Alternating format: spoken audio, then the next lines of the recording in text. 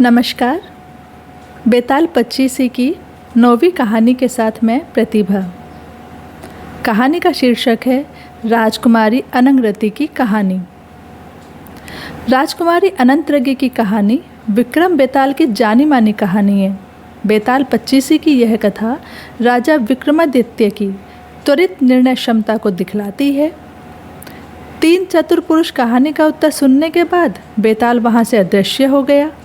पहले की भांति उसी वृक्ष पर जा पहुंचा। विक्रमादित्य ने बेताल को फिर से नीचे उतारा और उसे अपने कंधे पर डालकर गंतव्य की ओर चल पड़ा। रास्ते में फिर बेताल ने मौन भंग किया। राजन, कहाँ राज्य का सुख भोग और कहाँ रात के इस प्रहर में इस महाशमशान में घूमना।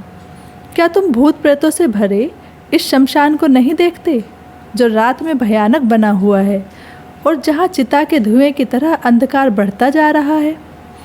तुमने उस योगी के कहने पर न जाने क्यों इस असाध्य कार्य को करना स्वीकार कर लिया है। मुझे यह सोचकर तुम पे दया आ रही है।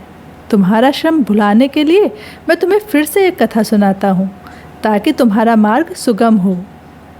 तब विक्रमादित्य के सहमति देने पर बेताल ने राजकुमारी अनंगरती की कहानी सुनाई।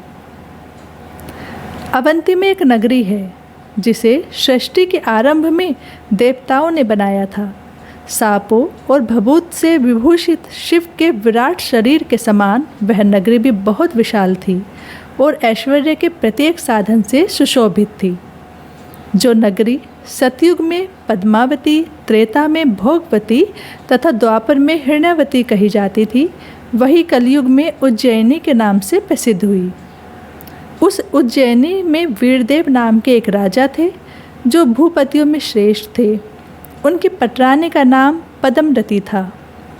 संतान की कामना से उस राजा ने अपनी पत्नी सहित मंदाकिनी के तट पर जाकर तपस्या के द्वारा भगवान महादेव की आराधना की। बहुत दिनों तक तपस्या करने के बाद जब उन्होंने स्नान और अर्चन की विधियाँ पूर्ण कर ली, तो भगवान शंकर प्रसन्न हुए और आकाश से उनकी वाणी सुनाई पड़ी। राजन, तुम्हारे कुल में पराक्रमी पुत्र उत्पन्न होगा। अतुलनीय रूपवती एक कन्या भी तुम्हारे घर में जन्म लेगी, जो अपनी सुंदरता से अप्सराओं को भी मात करेगी। यह आकाशवाणी सुनकर राजा वीरदेव की कामना पूरी हो गई। वह अपनी पत्नी सहित अपनी नगरी में चला आया।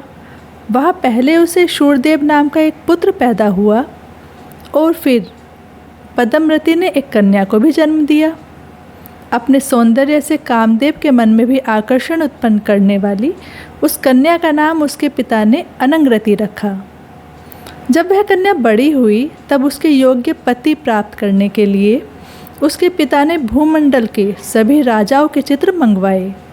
राजा को जब उनमें से कोई भी अपनी कन्या के योग्य न जान पड़ा, तब उसने स्नेह से अपनी पुत्री से कहा, बेटी, मुझे तुम्हारे योग्य कोई वर नहीं मिलता, अतः तुम स्वयंवर द्वारा अपना वर स्वयं ही चुनो।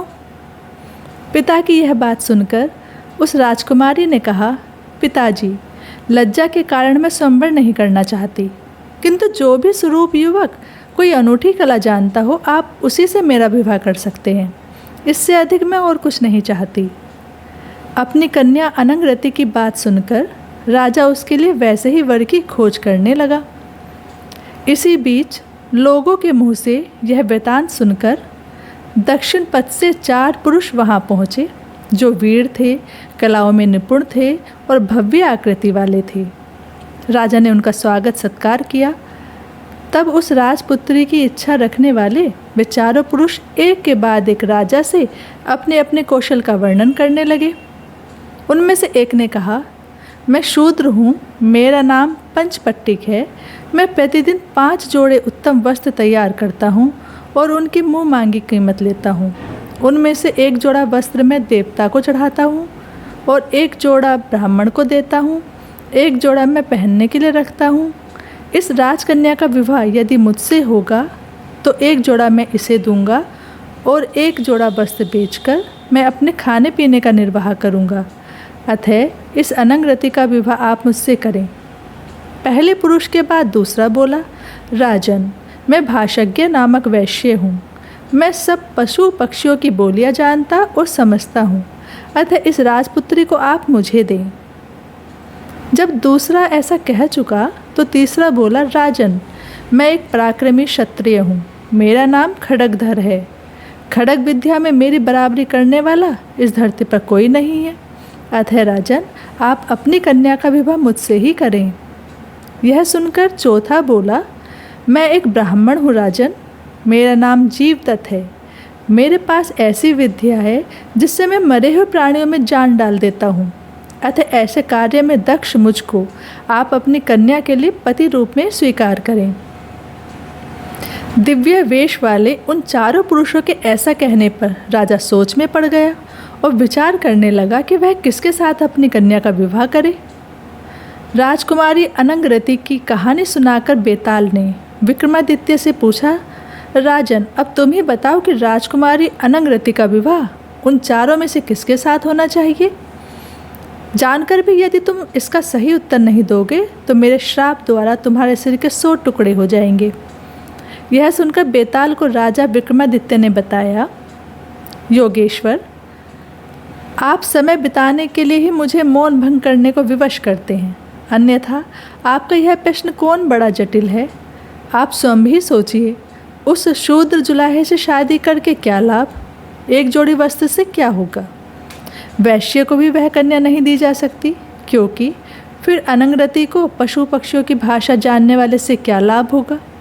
तीसरा, जो ब्राह्मण अपना स्वयं का काम छोड़कर बाजीगर बन गया है वह भी उसके पति होने के योग्य नहीं है, अतः राजपुत्री के योग्य तो वह खड्ग विद्या का जानकार क्षत्रिय पुरुष ही है, उसी से राजपुत्री का विवाह करना उचित है। वह अपनी विद्या जानने वाला तथा पराक्रमी है। राजा की बात सुनकर बेताल ने कहा, राजन तुमने बिल्कुल सही उत्तर दिया, राजकुमारी का विवाह उसी से होना चाहिए, क्योंकि किसी उपयोगी कार्य में निपुण और पराक्रमी व्यक्ति के साथ ही कन्या का विवाह अनुकूल होता है। पर मेरे प्रश्न का उत्तर देते समय तुम हम दोनों के बीच हुई शर्त को भूल गए, अतः अब मैं चलता हूँ।